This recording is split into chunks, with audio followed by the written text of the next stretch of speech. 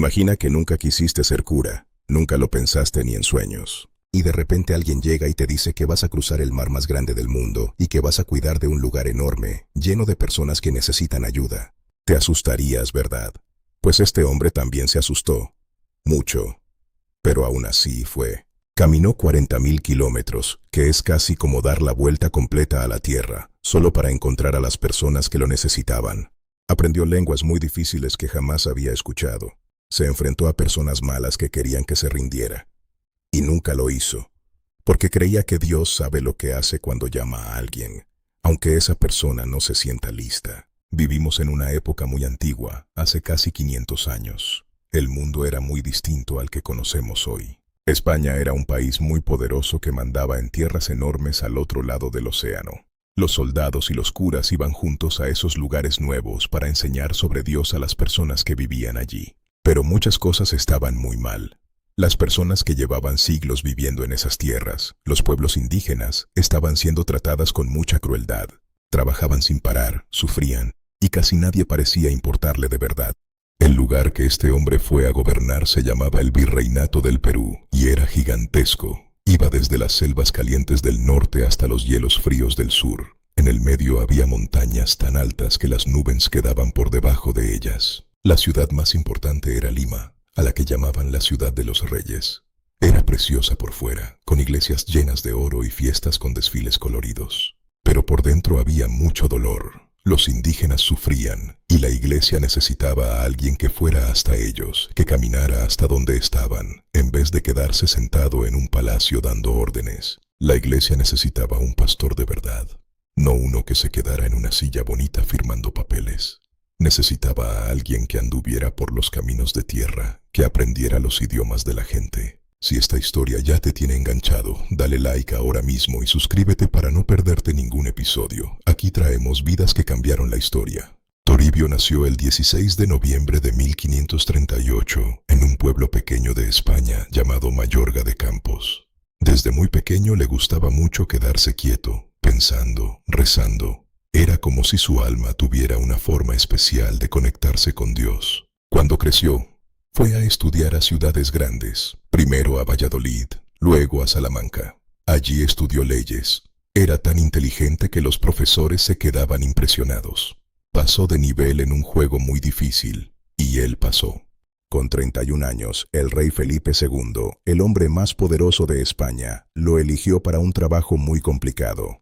Ser uno de los jueces más importantes del país en un lugar llamado Granada.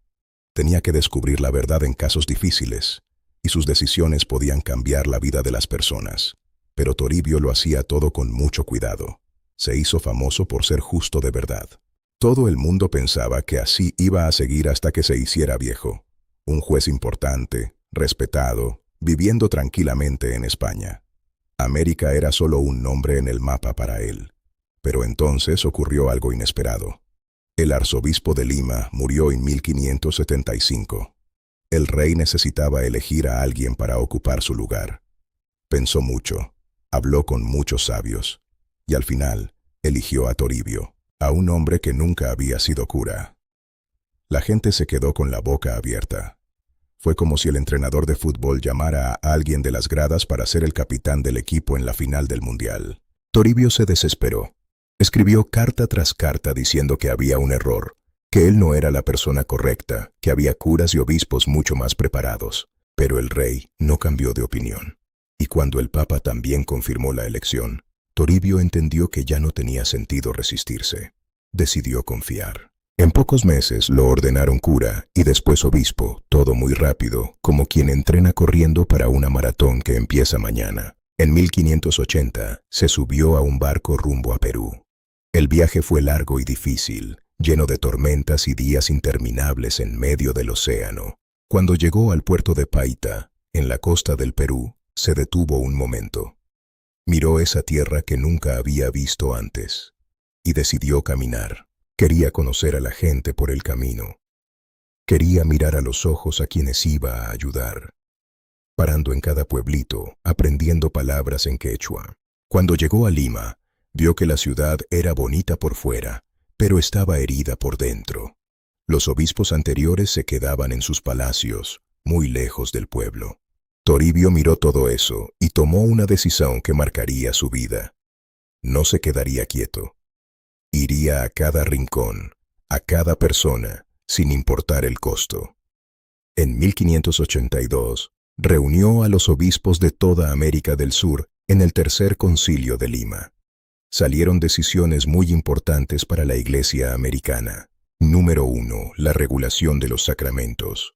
Se decidió que nadie podía bautizar de cualquier manera. Cada persona tenía que entender lo que recibía. Número 2. La prohibición de los abusos. Se prohibió maltratar a los indígenas. Todo bautizado es libre y nadie puede ser tratado como un objeto. Número 3. La fundación de seminarios. Se crearon escuelas para formar curas nacidos en América que conocieran esa tierra de verdad. Número 4. La traducción de la fe. Se ordenó que el catecismo se tradujera al quechua, al aymara y a otras lenguas indígenas. La palabra de Dios es de todos. Toribio sabía que las reglas solas no sirven de nada. Así que él mismo fue a ponerlas en práctica viajando hasta aldeas donde nunca llegaba nadie. Confirmó personalmente a más de 500,000 personas.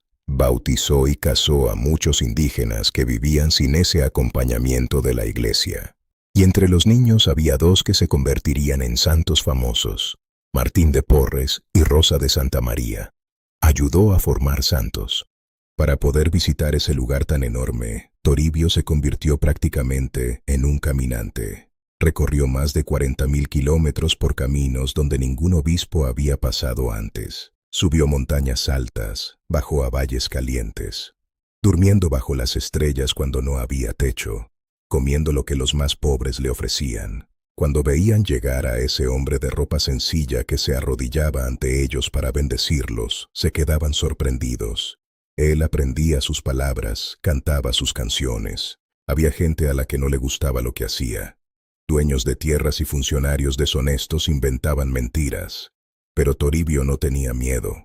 Escribió al rey que los indígenas son personas libres. En 1606, Toribio tenía 68 años y el cuerpo muy cansado. Décadas de caminatas habían dejado su huella, pero él todavía quería visitar las comunidades del norte. En el camino se puso muy enfermo. Le dijeron que volviera a Lima, a una cama buena, pero él respondió que Jesús no murió en una cama cómoda y quién era él para morir mejor que Jesús. Pidió que lo llevaran a Zaña, un pueblito con una iglesita sencilla. Quería morir cerca de los humildes. Lo pusieron en una habitación pequeña, con paredes de barro y techo de paja. Pidió músicos indígenas, los que tocaban flauta de bambú, y mientras sonaba la música, fue dando todo lo que tenía a los pobres de Zaña. Solo guardó lo mínimo para taparse. El 23 de marzo de 1606 se confesó con cuidado y recibió la comunión con mucha devoción.